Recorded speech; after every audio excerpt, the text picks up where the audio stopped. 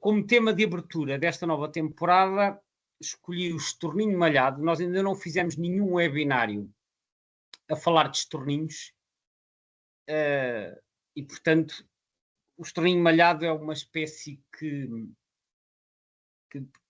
representa sempre um desafio de identificação, e o título é O Baile dos Estorninhos Malhados, sendo que baile aqui tem um duplo sentido. Por um lado é o baile que eles nos dão a nível da confusão que se pode dar com o estorninho preto, e por outro lado é o baile que eles fazem no céu quando voam em grandes bandos, que depois haveremos de ver isso na última parte desta sessão.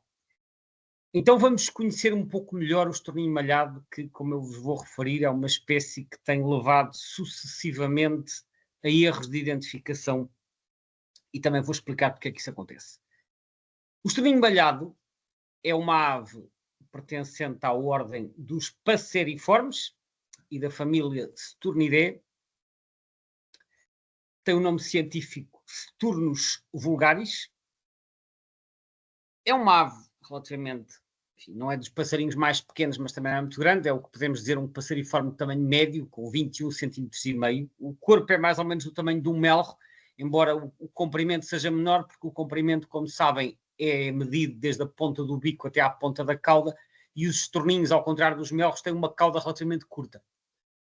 Os melros têm assim uma cauda mais longa e, portanto, quando usamos esta métrica, desde a ponta do bico à ponta da cauda, o estorninho acaba por ter um valor mais pequeno. Mas em termos de corpo é mais ou menos semelhante, até quando se faz anilhagem, ambas as espécies, os estorninhos e os melros, levam uma anilha do mesmo tamanho, que é a anilha F, porque para efeitos da escolha da anilha o que conta é a espessura do tarso e não o tamanho da ave. Mas em termos de comprimento, então, este é o valor. A envergadura, que é a distância entre as extremidades das asas, quando estão abertas, anda entre os 37 e os 42 centímetros. Esta é uma ave bastante generalista nos seus habitats, mas aparece bastante ligado ao meio agrícola.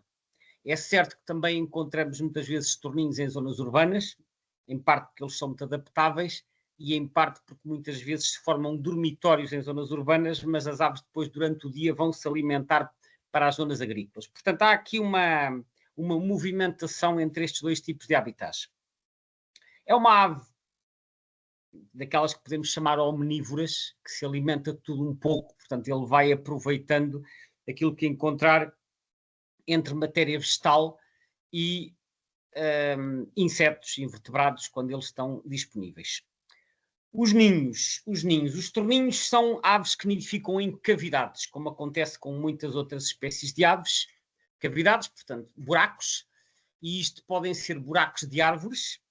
Muitas árvores, como sabemos, sobretudo as árvores mais velhas, podem ter cavidades naturais ou abertas por pica-paus.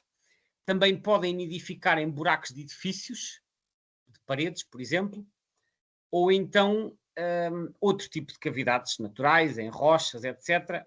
E é uma ave que, tal como acontece com as aves que nidificam em cavidades, é uma ave que facilmente ocupa caixas-ninho.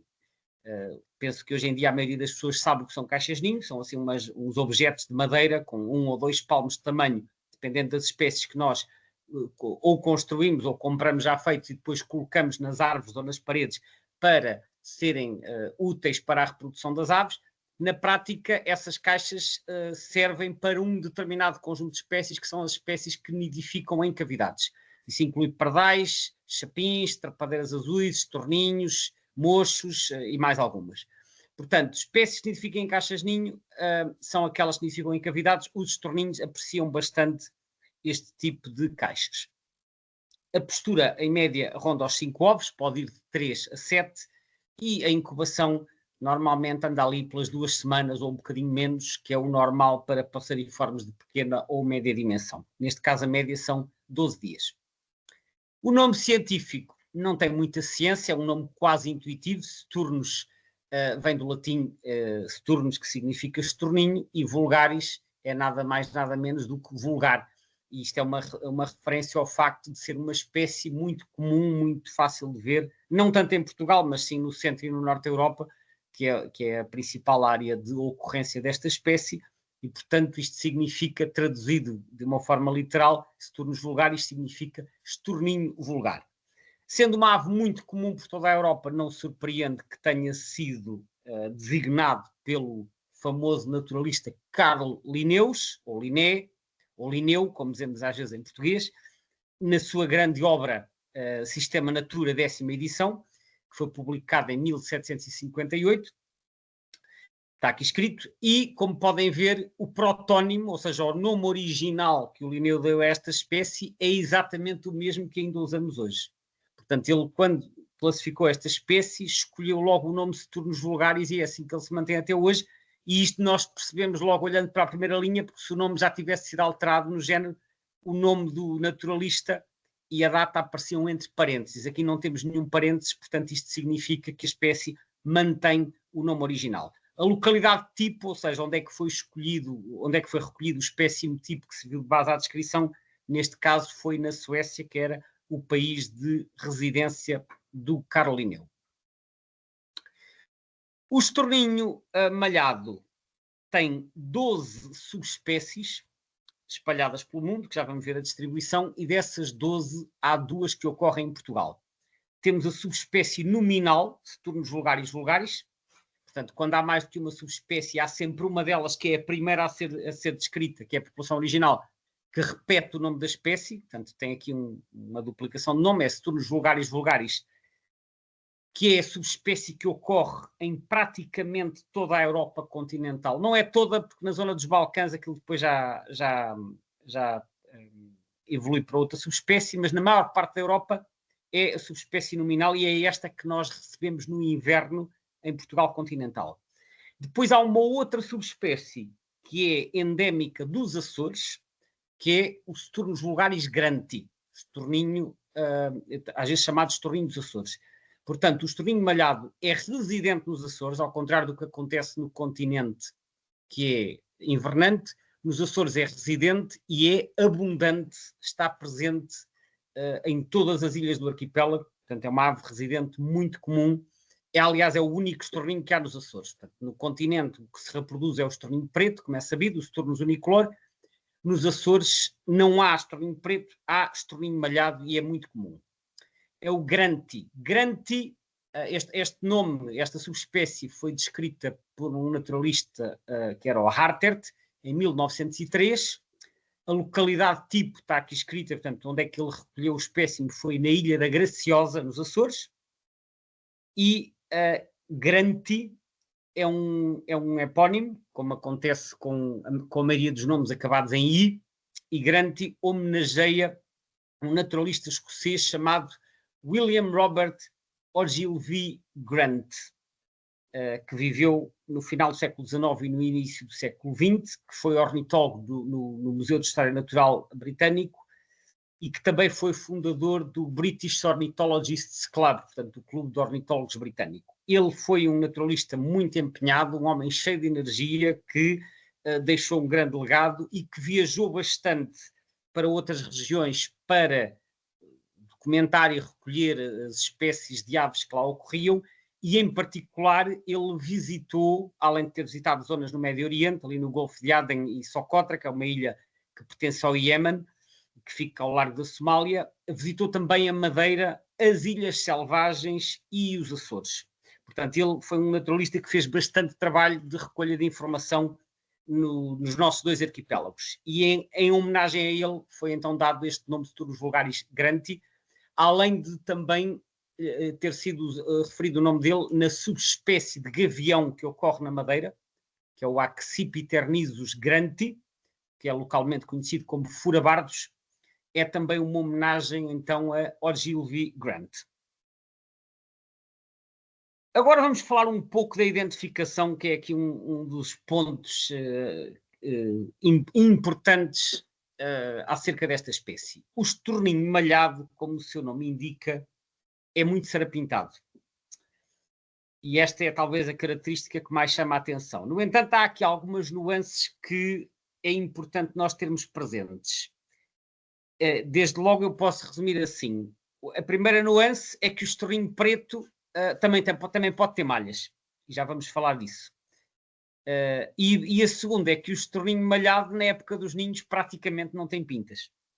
Portanto, a simples presença de pintas ou ausência delas não é um critério seguro para nós dizermos se é um estourinho preto ou um estourinho malhado. E esta tem sido uma enorme fonte de enganos ao longo de várias décadas. Hoje em dia, a maioria das pessoas com um pouco de experiência já vai sabendo que quando aparece um estourinho com pintas durante o verão é um estourinho preto, mas ainda assim quase todos os anos aparece na net, em galerias de fotos, nas redes sociais, aparecem fotos de estourinhos com pintas e quem põe a foto, às vezes por desconhecimento, põe lá estourinho malhado e a seguir aparece alguém a corrigir. Não, isto são estourinhos pretos. Portanto, muita atenção a isto, não nos podemos só fiar no facto de haver ou não pintas. Já vamos falar um bocadinho do estourinho preto, só para comparar. Para já olhamos aqui para esta a imagem do guia do Rob Hugh Metal, que é um guia de identificação das aves europeias, e nós vemos aqui à esquerda, portanto, esta onde eu tenho o rato, é até aqui um símbolo de macho ADBR. ADBR significa Adult Breeding, ou em português, adulto reprodutor. Portanto, adulto em plumagem reprodutora. Que, como podem ver, é preto. Tem umas pintinhas muito tenues aqui no dorso e no ventre, mas ele praticamente já só ficou preto. Tem o bico amarelo com uma base azulada. A fêmea tem o bico amarelo com a base rosada. Female Adult Breeding. Está aqui. Isto é entre março e agosto. Portanto, isto é uma característica que também é útil no caso dos estourinhos pretos. Os machos de estourinho preto também têm a base azulada na época dos ninhos. É uma coisa que no campo é difícil de ver, mas em fotografias às vezes vê-se. Ora bem, como eu disse, os estourinhos malhados na época dos ninhos podem praticamente não ter pintas, mas há aqui uma característica, essa sim muito útil para nós distinguirmos. São estes reflexos verdeados, azulados e às vezes púrpura. O estourinho preto é apenas preto. Ele pode ter reflexos, mas os reflexos são pretos. Não tem tonalidades esverdeadas nem púrpura. E esta é uma das características mais úteis para identificar o estourinho malhado. É claro que estes reflexos serão mais ou menos visíveis consoante as condições de iluminação. Se tiver um ambiente mais escuro ou o céu nublado, poderá não ser tão fácil de ver. Mas a presença de reflexos verdeados é uma característica muito útil em todas as épocas do ano, porque reparem, mesmo estes à direita, que estão aqui todos serapintados, vemos sempre aqui no peito e nos ombros, nas escapulares, vemos sempre aqui uns tons esverdeados. O estourinho preto não tem tons esverdeados, é preto, preto brilhante, sem dúvida, mas não tem estas tonalidades. Então, este é o aspecto do adulto reprodutor. Os estorninhos, ao contrário de outras aves que fazem 2 mudas por ano, não é todas, mas há muitas aves que fazem 2 mudas por ano, fazem uma muda completa no verão e uma muda parcial no inverno. Os estorninhos só fazem uma muda por ano, que é no verão. E no verão é julho e agosto, é após a época de reprodução. E tem outra particularidade que não há muitas aves que têm, é que os juvenis quando nascem são assim castanhos, com este cor de café com leite. Os juvenis fazem uma muda pós-juvenil completa. A muda pós-juvenil é aquela muda que os juvenis fazem, é a primeira muda que fazem. Eles nascem com esta plumagem e passados uns meses fazem uma muda. A maioria dos passeriformes, e não só, fazem uma muda pós-juvenil parcial, ou seja, retêm penas de juvenil durante um ano. Os estorninhos não, os estorninhos mudam tudo, mesmo os juvenis. O que significa que depois de mudarem as penas, depois de concluída essa muda pós-juvenil, pode ser impossível distinguir os juvenis dos adultos. Isto acontece com mais alguns passeriformes, acontece com os pardais todos, por isso é que nós depois os pardais, a partir do momento em que fizeram a muda, já não conseguimos distinguir os juvenis dos adultos. Acontece com trigueirões, acontece com todos os alaudídeos, portanto cotovias e calhandras, e acontece com mais 2 ou 3 espécies. Portanto, estas espécies que fazem uma muda pós-juvenil completa, uma vez mudada, acabou-se a possibilidade de dizer a idade com segurança. Então, quando fazem a muda, eles ficam com este aspecto esverdeado, pintas grandes, assim em forma de pontas de seta, como podem ver, sobretudo no ventre, que é onde elas são maiores, no ventre e nas infracaudais. Por cima também tem, e depois as orlas das penas muito castanhas. Reparem nisto, isto é uma característica que se vê muito bem nas fotos. Quando estão em muda, às vezes ainda aparece, e no caso dos juvenis ainda se nota aqui o resto da cabeça castanha. E isto tem dado origem a muitas confusões, porque os nossos estorninhos pretos juvenis também são assim castanhos, e depois em agosto aparecem assim a mudar, com pintas brancas também, embora não tão grandes, e eu conheço vários casos de ornitólogos experimentados que ainda há poucos anos me asseguram a pé juntos que já viram, por exemplo, estorninhos malhados no Ribatejo em agosto, quando são claramente estorninhos pretos em muda. E até vos posso dizer outra coisa. Quando começaram as campanhas de anilhagem na Lagoa de Santo André, nos anos, salvo erro, 70 ou 80, os observadores que iam para lá anilhar, que na altura a campanha era organizada pelo Serviço Nacional de Parques, Reservas e Conservação da Natureza, apanharam muitos estorninhos, eles estavam todos em muda, porque as campanhas de Santo André foram sempre durante o verão, apanhavam os estorninhos com este aspecto, com tanto cabeça assim castanha e pintinhas brancas por baixo, e ficaram todos registados na base de dados como estorninhos malhados. Era tudo estorninhos pretos. Só que os guias de campo não explicavam que os estorninhos malhados podiam ter pintas durante o verão. Eu já vou voltar a este assunto. Portanto, o que interessa aqui então, reflexos verdes, que é característico do estorninho malhado, e o tamanho das pintas, que são bastante grandes. Estas pintas aparecem durante a muda de verão, em julho e agosto, e como eu disse, os estorninhos não fazem mais nenhuma muda durante o ano. Então como é que eles adquirem a plumagem nupcial? Adquirem por um processo que se chama abrasão. Abrasão que vai havendo um desgaste da pena com o uso e as extremidades das penas vão se desgastando, vão desaparecendo e, portanto, à medida que os meses vão passando, as pintinhas vão ficando cada vez mais pequenas e quando chegar a março ou abril elas desapareceram, mas desapareceram por desgaste. É o que se chama abrasão, é este processo de desgaste das penas. Acontece com várias outras espécies que fazem a transição da plumagem não nupcial para a plumagem nupcial. Acontece por desgaste, porque a plumagem nupcial já lá está, mas está oculta.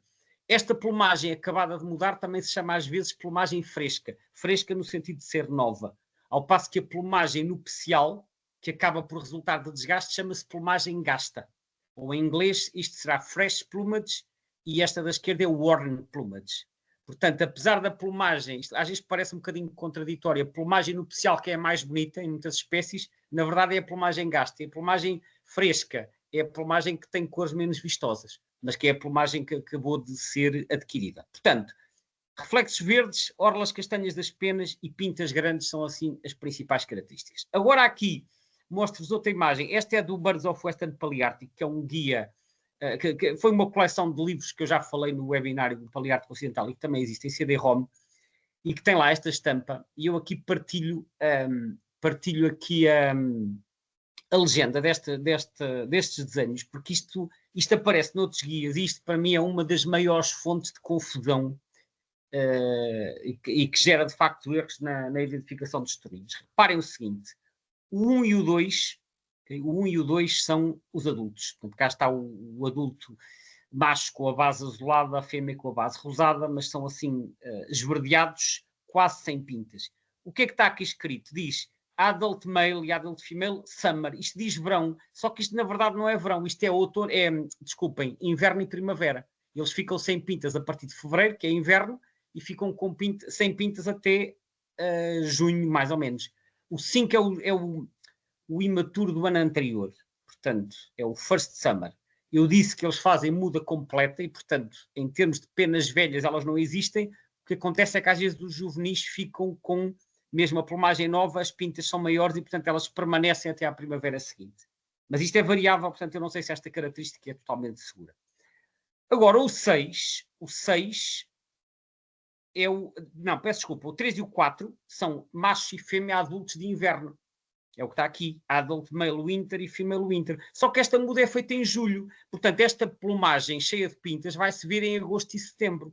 Ou seja, embora teoricamente esta seja a plumagem de verão, esta é o 1, e o 3 e o 4 sejam a plumagem de inverno, na verdade o 1 nós vemos no inverno e o 3 e o 4 nós vemos durante o verão. Qual é que é a confusão aqui? A confusão aqui é que se está a misturar summer com breeding, ou seja, está-se a misturar plumagem de verão com plumagem reprodutora e plumagem de inverno com plumagem não reprodutora. Quando a designação correta que se deve dar aqui ao 3 e ao 4 é plumagem não reprodutora, porque ele já terminou a reprodução e fez a muda. E o 1 e o 2 será a plumagem reprodutora, que às vezes, por simplificação, se chama plumagem de verão e plumagem de inverno, só que isto nem sempre coincide com as nossas estações do ano. E eu acho que é menos confuso usarmos plumagem reprodutora, ou se quiserem, plumagem nupcial e plumagem não nupcial. Agora, estar a chamar verão e inverno, quando isto nem sempre coincide com as estações do ano, acaba por dar confusão. Pronto, o 6 será o first summer, portanto, que é o first winter, que é o juvenil que acabou de mudar para a plumagem de inverno. Como podem ver, o 6 têm pintas em média um bocadinho maiores que o 3 e o 4, que são os adultos macho e fêmea. Mas lá está, eu não sei se só distinguir pelo tamanho das pintas é completamente seguro, porque isto é um bocado variável. Finalmente, o 7 é o juvenil, que ainda não fez a muda. Aliás, eu aprendi que em contexto de anilhagem, as pessoas muitas vezes misturam juvenil com imaturo. Juvenil, em contexto de anilhagem, é uma designação que nós só damos quando a ave ainda não fez a sua muda pós-juvenil. Ainda está com a plumagem, com a primeira plumagem que teve após nascer. A partir do momento em que já fez a muda, já não é juvenil, é imaturo ou é primeiro inverno, mas já não se deve usar a designação juvenil. E, portanto, eu evito chamar juvenil a uma ave que já fez mudas posteriores. Agora, aqui algumas fotos para vos mostrar. Eu, nestes casos, para ajudar a entender o estado da plumagem, eu não só pus, obviamente, o autor da foto, mas indiquei em que mês e em que país é que foram tiradas. Então, esta aqui é em Espanha, em novembro. Claramente, aves que fizeram já a sua muda, provavelmente invernantes. Reparem no tamanho enorme destas pintas, em pontas de seta, mas são muito grandes, especialmente nas partes inferiores. Na cabeça são mais pequeninas, mas a cabeça também está toda a ser pintada. E quando nós vemos estas aves ao longe a passar a voar, nós não conseguimos ver as pintas individualmente, mas a cabeça acaba por ter um aspecto esbranquiçado ou cinzento. Coisa que não acontece com o estorninho preto, porque o estorninho preto, como não tem tanta proporção de branco, parece sempre preto ao longe. Portanto, cabeça mais clara, pintas brancas muito grandes na parte inferiores e cá estão as tais orlas castanhas nas asas. Portanto, nas coberturas e nas primárias, nas grandes coberturas, nas médias, etc. Portanto, muito castanho, muito branco, pintas enormes. Esta é em fevereiro, também em Espanha, mas aqui reparem, já houve alguma abrasão e as pintas já vão ficando mais pequeninas. Portanto, é o tal desgaste que eu falei, já se está a aproximar a época nupcial e reparem aqui os reflexos verdes e púrpura, sobretudo aqui nos lados do pescoço, no peito, às vezes também nas partes superiores. Portanto, estes reflexos são sempre um excelente indicador de que é um estorninho malhado. Mas realmente as pintas já mais pequeninas. Aqui esta também em Portugal, em dezembro, as pintas aqui um pouco mais pequenas que da ave da foto anterior, talvez por este ser adulto e o outro ser imaturo, mas, mais uma vez, e se aqui o tamanho das pintas nos poderia suscitar dúvidas, porque às vezes os estorninhos pretos ainda têm pintas, embora não costumem ter até dezembro, mas os reflexos verdes que aqui estão e as orlas castanhas ajudam-nos a tirar dúvidas. Isto é claramente um estorninho malhado. O estorninho preto não tem estes reflexos, nem estas orlas castanhas. Portanto, um estorninho malhado em dezembro, mas já com pintas mais pequenas que no verão. Aqui, esta foi tirada nos Açores, portanto, esta é da subespécie Granti. Em março já estamos a entrar na plumagem nupcial. Cá está o bico amarelo já, o bico, entretanto, vai ficando amarelo ao longo do inverno. Base azulada, portanto, será um macho. Já não tem pintas nem na cabeça nem na parte inferior. Ainda tem algumas no dorso e no ventre. Os reflexos verdes muito evidentes aqui. Portanto, enfim, nos Açores, como eu disse, não há estorninho preto, portanto, não existirá esta confusão. Mas os reflexos verdes são sempre uma das características mais importantes. Ou seja, eu acho que o nome estorninho malhado acaba por levar as pessoas, induz as pessoas a pensar que se tem malhas ou pintas é porque é estorninho malhado. Mas como já vimos, não é assim. Aqui um juvenil, portanto uma ave que ainda não fez a muda. Este foi tirado na Alemanha em julho. Eles nascem, provavelmente as crias nascem no ninho em maio ou início de junho e começam a voar no fim de junho. Em julho ainda estão com este aspecto. Os nossos estorninhos pretos juvenis também são assim. Portanto, isto é mesmo um juvenil, ainda não mudou a plumagem. E agora aqui uma ave em agosto. Em agosto é o mês em que se dá a muda. As mudas nos passeriformes tipicamente começam pelas asas. Começam por mudar as penas das asas, as secundárias e as primárias, depois as coberturas e depois segue-se o corpo e muitas vezes a cabeça vai no fim. Por isso é que é frequente vermos aves que ainda não mudaram a cabeça, ou então até no caso dos melros, são frequentes as fotos de aves completamente carecas, depois de já terem mudado o resto da plumagem, faltam-lhes as penas da cabeça. A cabeça normalmente vem no final. Então aqui nós vemos ainda muitas penas de juvenil na cabeça e no pescoço e nas partes superiores, mas as partes inferiores e as asas já estão com penas mudadas, penas novas, reparem, verdes, com pontas de seta muito grandes, que é o que nós vemos aqui. Eu, a primeira vez que vi estorninhos malhados foi em Inglaterra, numa viagem que fiz a Londres em meados de agosto, há muitos anos, e eles em Londres são muito confiantes e andavam a passear pelos jardins, assim a 2 ou 3 metros das pessoas, e foi nessa ocasião que eu me apercebi de quão grandes eram as pintas, o que não surpreende, porque eles em agosto acabaram de mudar à altura que as pintas estão maiores. Como eu referi, elas depois vão se desgastando ao longo dos meses. E agora, para comparar, ponho aqui uma foto de um estorninho preto. Isto é um Saturnus unicolor. Este foi tirado em Portugal no mês de setembro. É uma ave que já fez a muda, tal como o estorninho malhado, ele faz uma muda completa. Agora reparem o tamanho destas pintas, são muito pequenininhas. E mesmo na cabeça não há tanta proporção de pintas. E não há qualquer reflexo esverdeado.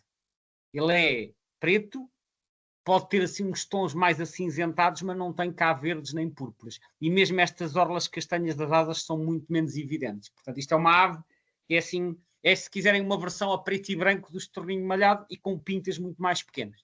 E o facto deles aparecerem com pintas, sobretudo durante o verão, é que confunde muita gente. E quem não estiver, quem não tiver noção deste padrão de mudas nas duas espécies, vê um estorninho desse, olha que gira um estorninho malhado. Não, é um estorninho preto com plumagem muito fresca. Porque as do estorninho malhado, como são pintas muito grandes na extremidade das penas, vão demorar 6 meses a desaparecer. As do estorninho preto desaparecem em 2 meses. Portanto, nós vemos estorninhos pretos com pintas em agosto e em setembro, às vezes em outubro, a partir de novembro a maioria deles já está sem pintas nenhumas, porque já se gastou, elas são pequenininhas. Às vezes, pontualmente, pode ir até novembro, dezembro, mas a maioria é em setembro, agosto, setembro. Portanto, fica aqui esta noção. E eu aqui volto a partilhar a imagem do Birds of Western Palearctic on CD-ROM, mas agora para o estorninho preto.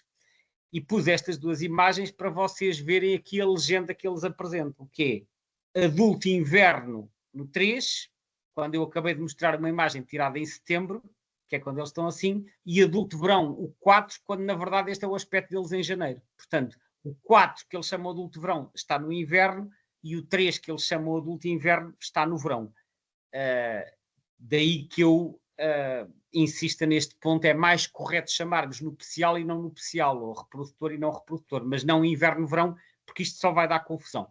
Portanto, fica aqui esta mensagem que as pintas dos estorninhos, independentemente do que dizem alguns guias de campo, as pintas dos estorninhos são maiores durante o verão e estão ausentes durante o inverno. O que os guias dizem leva exatamente a pensar o contrário. Portanto, este é o ponto que nós temos que reter. E mais uma vez notem que, quer num, quer no outro, não há aqui estes reflexos esverdeados no pescoço. Pode haver um preto mais brilhante ou menos brilhante, mas não há reflexos esverdeados nem púrpura. Agora, antes de falar da distribuição, mostro-vos também aqui um gráfico. Eu acho que ainda não mostrei gráficos destes, mas isto aparece em muitos sítios e diferentes publicações. São gráficos que nos mostram a fenologia ou o ciclo de vida das aves. E é uma forma curiosa de representar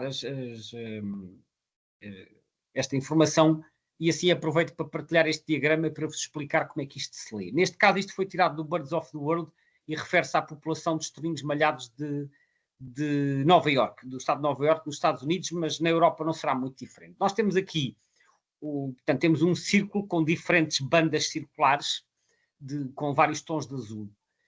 E eu vou começar pela de dentro. A de dentro, portanto, isto são os 12 meses do ano. Isto parece um relógio, mas se vocês virem, tem as iniciais dos meses aqui na linha de fora. Portanto, janeiro, fevereiro, março, abril, maio, junho, julho, agosto, setembro, outubro, novembro, dezembro. Portanto, isto é o ciclo anual. Começa aqui onde está o meio-dia, se fosse um relógio, e dá a volta o ano todo. Então, vamos olhar para a banda de fora, que é a azul... Não, aliás, perdão, a banda de dentro. A banda de dentro, que é o azul mais claro. Está aqui escrito molt. Molt é muda. Em inglês de Inglaterra é molt, leva um U. Mas isto é em inglês dos Estados Unidos e, portanto, será molt. É a mesma coisa, é muda das penas. Ora, nós vemos aqui, tem um traço mais grosso e um traço mais fino. O traço mais grosso refere-se ao período mais importante para esta atividade, que neste caso é a muda. Então, podemos ver que a muda acontece em julho e agosto. No caso das primárias, que é o que está dentro, e depois o de fora é o corpo, que acontece um bocadinho mais tarde, que é agosto e setembro. Pode-se prolongar até outubro, que é a linha fina, pode começar no início de julho, mas grosso modo é em julho e agosto a muda das primárias, que são as penas de voo, e em agosto e início de setembro as penas do corpo. Portanto, como eu vos disse, o grosso da muda acontece durante o mês de agosto. e depois, durante o resto do ano, não há mais nenhuma muda. Como eu vos disse, os estorninhos só fazem uma muda por ano.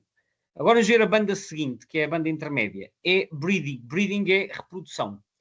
Ora, a reprodução tem também duas bandas, que é egg e young. Egg, que será ovos, e young, que será crias no ninho. Os ovos, como podem ver, é aqui entre meados de abril e meados de maio, embora a linha se prolongue até junho, que normalmente serão as segundas posturas. As segundas posturas muitas vezes acontecem quando a primeira postura falhou, por exemplo, porque a postura foi destruída, ou houve uma predação, ou houve qualquer outra coisa que contribui para o insucesso reprodutor. Podem fazer uma segunda tentativa, mas o principal período de postura é abril-maio. É este período que encontramos ovos.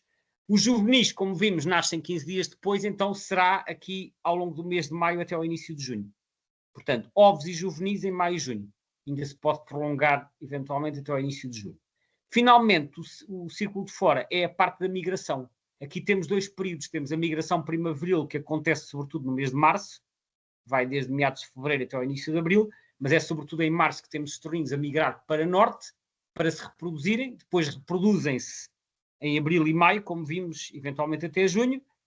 Terminada a reprodução, fazem a muda em julho e agosto, até ao início de setembro, e terminada a muda, eles migram. A migração para sul faz em outubro e novembro. Uma coisa que eu aprendi quando estava a anilhar é que as aves não fazem migração e muda ao mesmo tempo. Porquê? Porque a muda é um processo que também exige muita energia. Ou seja, as aves, para estarem a substituir as penas, precisam de despender bastante energia para fazer o crescimento das penas novas. E isso não é compatível com a energia que têm que gastar para a migração. Pelo mesmo motivo, a muda também não se sobrepõe à reprodução. Portanto, isto está tudo faseado, que é para as aves poderem canalizar a sua energia para uma determinada atividade. Ou canalizam energia para a migração, ou canalizam para a reprodução, ou canalizam para a muda das penas. Agora, estas atividades normalmente não se sobrepõem, porque senão seria um dispêndio de energia excessivo. E, embora com diferenças entre espécies, estes diagramas acabam por ter todos este aspecto, e então aproveitei para, com este exemplo, vos detalhar aqui um bocadinho mais o que isto significa. Agora, falamos da conservação da espécie na Europa. É uma espécie muito abundante e, portanto, está como LC, ou seja, Least Concern, em português pouco preocupante, quer a nível global, europeu, em Espanha e, no caso de Portugal, como invernante, também é pouco preocupante. A distribuição mundial é esta, isto é tirado do site da BirdLife. No caso da Europa, podemos ver que o amarelo é as zonas de reprodução, onde é estival nidificante, vai aqui desde a Noruega até à Mongólia. Verde é onde está durante todo o ano, que é a maior parte da Europa Central e aqui Cáucaso, Turquia e certas zonas da Ásia. Azul é onde é invernante, que é o caso do nosso país, Norte de África, certas zonas aqui também do Sul da Ásia. E, finalmente, o cor de laranja é onde foi introduzido.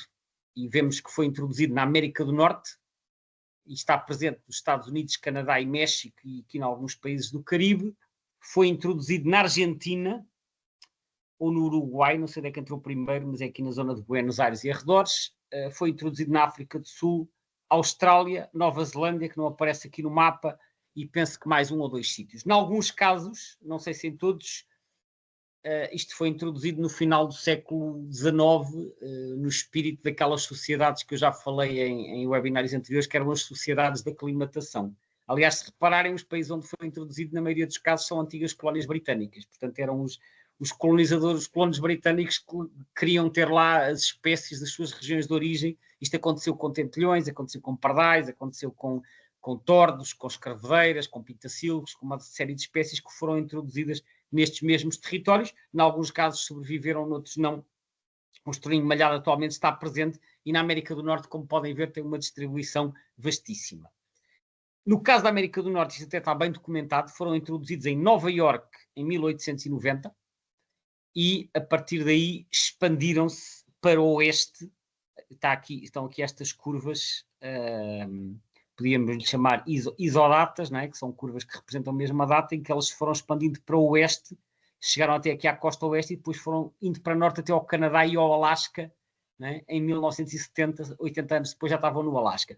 Este outro gráfico à direita mostra só a parte leste dos Estados Unidos. A definição não é muito boa, mas dá para perceber que começaram aqui em Nova Iorque em 1890 e depois tem aqui estas curvas, estas isolinhas de 2 em 2 anos, que mostra que em 1926 já tinham ocupado aqui uma data de estados, chegando aqui quase à zona dos Grandes Lagos. Isto deve ser aqui o Ohio, já chegava aqui à Geórgia, às Carolinas, e portanto depois iam é aqui entre esta linha de 1920 e 1930. Portanto, são apenas duas representações diferentes do mesmo processo de expansão que está muito bem documentado.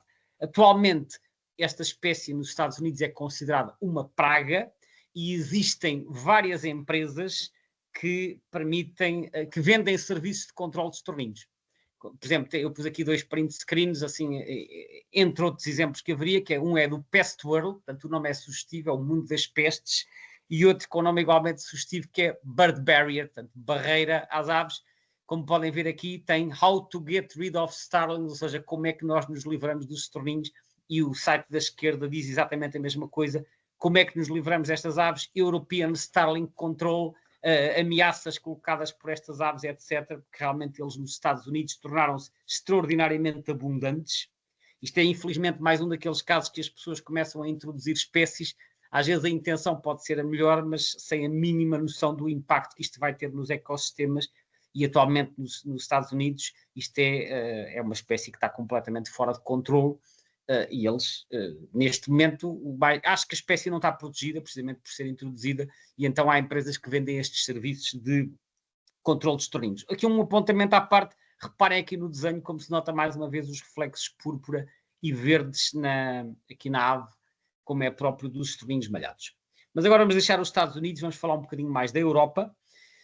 Na Europa já vos mostrei há bocado o mapa com a distribuição mundial, agora olhando mais em detalhe para o que se passa na parte sul e oeste do continente, vemos então que eles são residentes nas latitudes temperadas, tem algumas zonas do leste em que são estivais nidificantes, na Península Ibérica são sobretudo invernantes, mas como podem ver há aqui uma mancha verde que apanha a Catalunha, o País Basco e outros territórios do norte. Efetivamente, os estorninhos malhados nidificam em Espanha, e eu já vou falar disso um bocadinho mais em detalhe.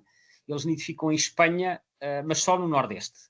De resto são invernantes, também nidificam nos Açores. Aqui o mapa não se vê muito bem, mas as ilhas estão pintadas a verde, portanto eles estão presentes em todas as ilhas do arquipélago, mesmo nas mais pequenas. São uma espécie muito frequente, é a tal subespécie Sturnus vulgaris grandi. Agora o mapa do Atlas, do segundo Atlas europeu, aqui o mapa de abundância, portanto são bolinhas que correspondem a quadrículas de 50 por 50 km e que estão em diferentes tons de vermelho. Eu por acaso acho que sem querer encolhi aqui a escala, mas isto é uma escala logarítmica que vai de 1 a 10, 10 a 100, 100 a 1000, por aí fora, consoante o número de casais. E dá para perceber que as principais zonas de abundância são na Europa Central, em latitudes temperadas, portanto aqui França, Alemanha, Polónia, outros países do leste, ilhas britânicas também e alguns países dos Balcãs, e que depois a abundância diminui, quer quando avançamos muito para sul, quer quando avançamos muito para norte. Portanto, no norte da Escandinávia já não são assim tão comuns, talvez por causa do clima aí já não ser tão favorável. Também nidificam na Islândia, como se pode ver, mas este é mais ou menos o mapa da abundância. E desculpem, aqui também podem ver a presença das bolinhas de abundância em todas as ilhas dos Açores. Agora o mapa comparativo face ao primeiro Atlas, em que os quadrados azuis representam novas presenças face ao primeiro Atlas europeu e os cor de laranja de onde desapareceu. Este mapa dá-nos aqui um panorama misto. No norte da Europa vemos uma redução bastante expressiva nos países nórdicos, em especial na Suécia, portanto parece ter havido um declínio, eles iam até mais ao norte, embora haja umas quadrículas azuis. Em contrapartida, um aumento claro na Islândia, portanto houve uma expansão. Na Europa Central a situação parece estável, no sul parece ter havido aqui um aumento no sul de Itália. A situação em Espanha é um bocadinho confusa, porque estes quadrados laranjas provavelmente são tudo erros de registro, estorninhos pretos mal identificados. Há vários problemas com o primeiro Atlas europeu de espécies que foram mal registadas em Espanha nos anos 80 e, portanto, eu penso que estes quadrados de laranja não são desaparecimentos reais, são limpeza de registros mal identificados. O que é uma expansão real é toda esta franja azul que aqui está, quer na Cantábria, País Basco, Aragão e Catalunha. efetivamente, sabe-se que os estorninhos malhados começaram-se a expandir para sul e eles começaram a colonizar Espanha na década de 1960 ou 1970. E expandiram-se para sul. E até a uma velocidade que estava bastante bem documentada, que era vários quilómetros por ano. Só que, por outro lado, os estorninhos pretos estavam-se a expandir para norte. Eles ocupavam o centro e o sul da península, começaram-se a expandir para norte e houve uma altura em que as duas espécies se encontraram. Aqui ao longo desta linha. E quando se encontraram, o que é que aconteceu? O ritmo de expansão caiu para valores muito perto de zero. É como se elas se bloqueassem mutuamente. Há casos de hibridação, mas são relativamente poucos, portanto não são muito frequentes. Dá a ideia que chegaram ao limite em que nenhuma consegue avançar, nem a outra consegue avançar. Portanto, andam ali e não conseguem conquistar terreno e o limite é mais ou menos este. Eu já volto a falar do caso de Espanha, agora queria-vos falar da tendência a nível europeu. Este é o gráfico que está no site do EBCC, que é o European Bird Census Council, que é o conjunto, o somatório dos programas de monitorização europeus. Podemos ver aqui uma clara tendência descendente, desde os anos 80. Ainda que os primeiros anos a amostra não fosse muito representativa, mas mesmo que nós só considerássemos de 1990 para a frente, a tendência continua a ser de queda. Efetivamente, os estorninhos malhados, ainda que sendo abundantes, têm vindo a diminuir a nível europeu. A tendência de longo prazo, quando consideramos a totalidade do período amostrado, é menos 60%. A tendência há 10 anos é menos 1%, portanto, são os últimos 10 anos. Parece ter havido alguma estabilização face ao que foram as quedas passadas, mas não há, de momento, qualquer sinal de recuperação. Portanto, os estorninhos malhados, embora abundantes, estão a diminuir. Mas eu já vos vou mostrar que há diferenças a nível das várias regiões da Europa. Eu já voltarei a isto. Agora sim, queria-vos mostrar o caso de Espanha. Esta era a distribuição do estorninho malhado como reprodutor em Espanha, quando foi feito o segundo Atlas espanhol por volta do ano 2000. Podemos ver aqui a franja eurosiberiana, portanto isto é Astúrias, Cantábria, País Basco e Navarra, esta zona, e depois aqui um núcleo importante na Catalunha. São os dois principais núcleos. Depois aqui umas bolinhas dispersas pouco significativas e ainda de destacar a presença em duas ilhas das Canárias, que eu acho que a colonização também é recente, não fixei a data, mas esta é a ilha de Tenerife e esta é a ilha de Gran Canária. No terceiro Atlas, a situação não se alterou muito, aparecem algumas bolinhas azuis no meio, aqui em Aragão e Navarra, umas bolinhas vermelhas, mas eles no segundo Atlas tinham avançado bastante, no terceiro Atlas já não avança. O terceiro Atlas foi publicado agora há coisa de 5 anos, ou seja, eles não avançam porque, entretanto, os estorninhos pretos que andam aqui no resto da península estavam-se a expandir para norte e chegaram aqui à tal zona de encontro e, portanto, neste momento o que se sabe é que nenhum deles está a conseguir avançar, como eu referi há pouco, mas agora as áreas de distribuição tocam-se, que é uma coisa que não acontecia no passado. A tendência em Espanha, portanto, isto é do programa de monitorização em Espanha, que é o SACRE, que é o equivalente ao nosso CAC, o SACRE, que é seguimento de aves comuns reprodutoras, acho que é isto que significa. O que é que nós vemos neste gráfico? Vemos um gráfico com oscilações bastante grandes, porque vai aqui do 0 aos 100 e vai do 0 aos menos 50, portanto o gráfico mostra-nos oscilações bastante pronunciadas no índice, partindo do índice 0, mas estamos quase no ponto de partida. Portanto, isto tem estado a oscilar, a subir e a descer, com períodos de subida, períodos de descida, agora outra vez de subida, portanto, isto é aquilo que eu diria que se pode chamar uma tendência flutuante. Não é estável. Estável normalmente tem menos oscilações. Isto tem oscilações muito pronunciadas, portanto, será aqui ou se quiserem, estável com flutuações. Mas esta é a situação atual do estorninho malhado em Espanha, que, como eu disse, após uma fase de expansão, parece ter estabilizado. Quanto ao caso dos Açores, a situação nos Açores, eu apresento agora aqui um bocadinho mais em detalhe a distribuição do nosso Atlas de nidificantes, que está no site da Lista Vermelha. Como eu disse há pouco, eles em Portugal só se reproduzem nos Açores, porque no continente são invernantes. Nos Açores estão presentes em todas as ilhas do arquipélago e isto são quadradinhos 10 por 10, portanto cada ilha aqui tem vários quadradinhos, como podem ver estão presentes em todo lado com reprodução confirmada em quase todas as quadrículas. A reprodução confirmada são as bolinhas azuis escuras.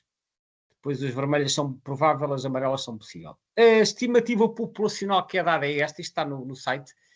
É um intervalo que me faz um bocado de confusão, porque eu não sei como é que foi possível chegar a valores tão rigorosos, 440.519 até 967.404. Normalmente, para intervalos tão amplos, enfim, os valores tipicamente são arredondados, sei lá, 440.000 até 960.000, uma coisa assim. Não sei qual foi a métrica para se chegar a valores tão rigorosos em números desta ordem de grandeza, mas isto é a informação que está no site da lista vermelha e, portanto, eu coloquei-o aqui. Aqui a comparação com o Atlas anterior, portanto, a comparação do segundo para o terceiro Atlas. Portanto, aqui, como é que isto se lê? Azul era onde estava no segundo Atlas e se mantém para o terceiro, vermelho é onde desapareceu, verde são as quadrículas novas. Há algumas quadrículas verdes, algumas vermelhas, sendo que as verdes são quase todas nos cantinhos, portanto, são quadrículas marginais. Provavelmente isto tem a ver com a rotação da grelha que se verificou do segundo para o terceiro Atlas. Penso que a situação no conjunto estará estável na região. No caso do continente, eu ponho aqui um mapa um bocadinho diferente. Este é o mapa tirado do eBird, mas eu, em vez de pôr o mapa com os balõezinhos, ponho o mapa com os tons de lilás. E os tons de lilás têm a ver com a frequência com que a espécie é observada. Quanto mais escuro o retângulo, mais frequente é a espécie. E o que nós podemos ver, no caso de Portugal, e isto também se registra em Espanha, é que as quadrículas mais escuras, de uma forma geral, estão na metade do litoral.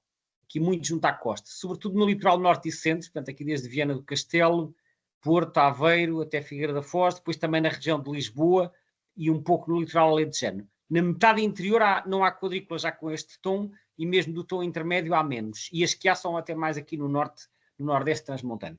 O que se verifica tanto em Portugal como em Espanha é que os estorninhos pretos são mais abundantes no interior do país do que no litoral.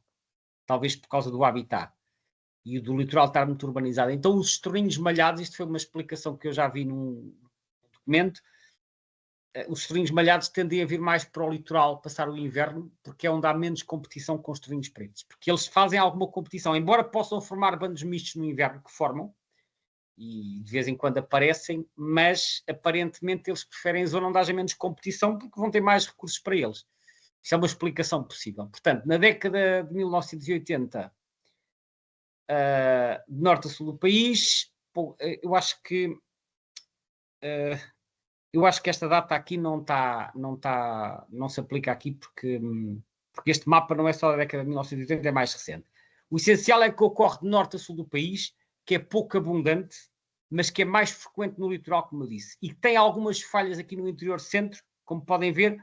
Isto são sobretudo as zonas de serras. Há muitas serras aqui entre o Douro e o Tejo, zonas muito florestadas e de serras. Eles não vão muito para zonas florestadas. No Alentejo já não se nota isto, no Alentejo já há zonas de planície, eles aparecem, embora com frequências baixas, e aqui no Nordeste e no interior centro também. Portanto, as falhas correspondem sobretudo às zonas de serra. Agora, eu há pouco disse-vos que, apesar de eles estarem a diminuir na Europa, há diferenças entre as regiões da Europa, e há diferenças muito significativas. E eu encontrei um artigo muito interessante que faz uma análise país a país. E então eles desenham uma data de gráficos, e isto são as tendências desde que... As linhas não começam todas em 1970, porque em alguns países os programas de monitorização só começaram mais tarde.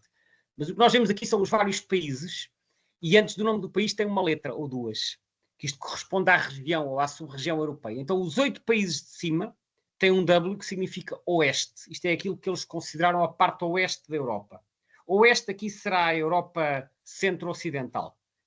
E como, portanto, Áustria, Bélgica, Dinamarca, Alemanha, Holanda, Irlanda, Suíça e Reino Unido. E o que podemos ver é que nestes países, de uma forma geral, a tendência é de queda. Nuns mais do que noutros. Na Holanda caiu muito, o Reino Unido também caiu muito, a Alemanha, a Irlanda menos, mas Bélgica, Dinamarca, todos em queda. No norte da Europa a mesma coisa. No norte são estes que têm N. Finlândia, Noruega e Suécia. Em queda as populações de estorninhos.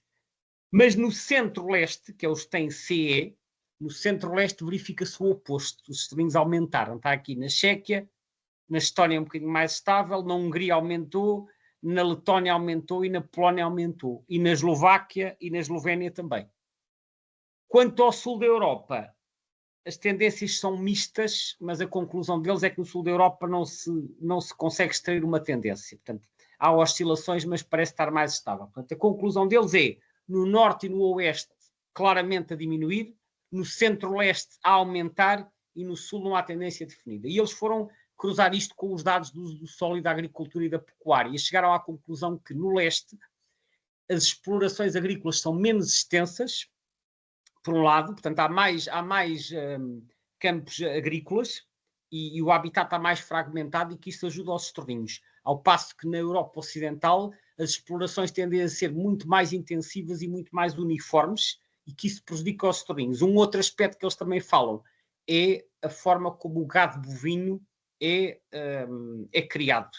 Sendo que na Europa Ocidental existe uma tendência cada vez maior por não criar o gado bovino ao ar livre e, em vez disso, criá-lo dentro de edifícios. E que isso impede o contacto dos estorninhos com os animais.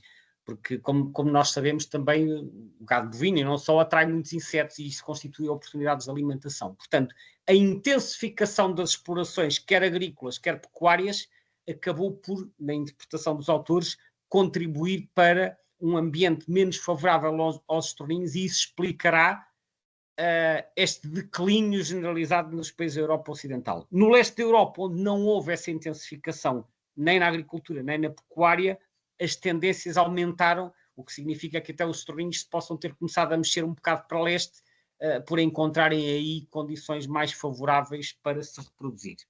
No sul da Europa temos então uma situação mista disto tudo.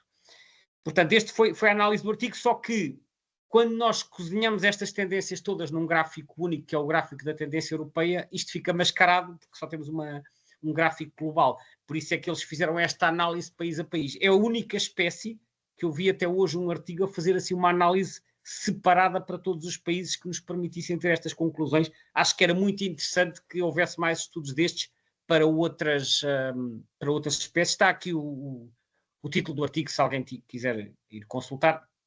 Contrasting Population Trends of Common Starlings Across Europe. Portanto, eles fizeram esta análise, é uma análise que eu acho muitíssimo interessante e que, como disse, acho que era útil haver este tipo de análise para outras espécies, pois isso seria útil para a conservação da natureza.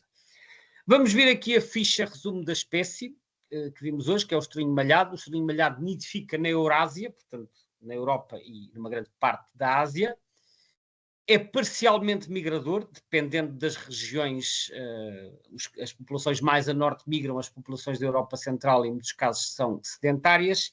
Vimos que foi introduzido em vários continentes, América do Norte, do Sul, África e Oceânia.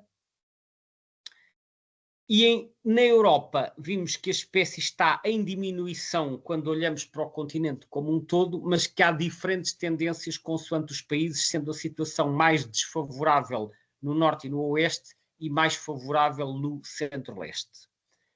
Em Espanha, vimos também que nidifica no norte e no nordeste do país, portanto desde as Astúrias até à Catalunha, e que se encontra em ligeira expansão, mas que recentemente foi travado por chegar à zona de ocorrência do estorninho preto. E no caso de Portugal, vimos que é um invernante comum, sendo mais frequente no litoral. A Madeira, eu há pouco esqueci-me de referir, o estorninho malhado não nidifica na Madeira, ao contrário do que acontece nos Açores, mas de vez em quando aparecem bandos invernantes na Madeira, bandos com 10, 20, 30 indivíduos, na Ilha da Madeira e no Porto Santo, portanto é um invernante relativamente escasso, mas regular no arquipélago. E no caso dos Açores, é uma ave residente, abundante, que está distribuído por todas as ilhas e numa situação aparentemente estável. Antes de terminar, esqueci-me de referir que ele pode formar dormitórios muito grandes, gigantescos. Em Portugal, normalmente são da ordem das centenas ou dos milhares, mas noutros países europeus onde o estorninho malhado é mais abundante, esses dormitórios podem atingir dezenas ou centenas de milhares, são gigantescos, mesmo grandes. E, antes de terminar, eu gostava de referir então aqui um aspecto e depois vamos terminar com um pequeno vídeo para vocês verem estas movimentações. Os estorninhos malhados, como eu disse, são muito abundantes na Europa Central, formam bandos enormes, mesmo muito grandes, algo que nós não vemos normalmente por cá, e eles depois fazem assim uma espécie de uns bailes no céu antes de ir dormir. Portanto, os bandos movimentam-se e fazem uns desenhos muito engraçados no céu. Em Inglaterra, na língua inglesa, existem designações para os bandos, existem substantivos coletivos, tal como nós temos cardumes para os peixes e rebanhos para as ovelhas e manadas para as vacas. Para as aves, normalmente dizemos bando, mas em inglês existem substantivos coletivos específicos consoante as espécies de aves. E no caso dos estorninhos, eles têm uma designação que é a murmuration of starlings. Isto não tem tradução, eu já vi isto escrito como murmuração de estorninhos, embora eu acho que não se utiliza muito, mas em inglês é a murmuration of starlings. E nós então, para terminar, vamos ver aqui um vídeo de 3 minutos com algumas imagens de umas murmurações de estorninhos, assim se pode dizer, a voar no céu antes de irem para os seus dormitórios.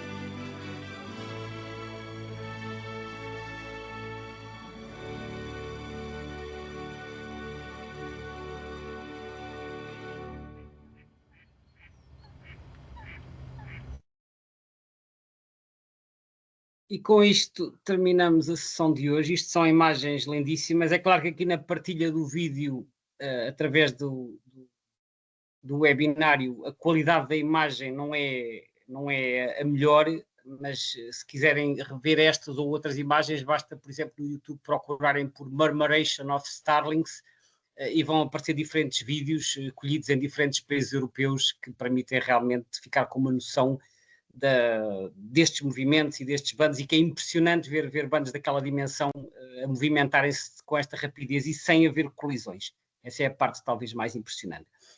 Pronto, com isto chegamos ao final e agora fico disponível para as vossas questões.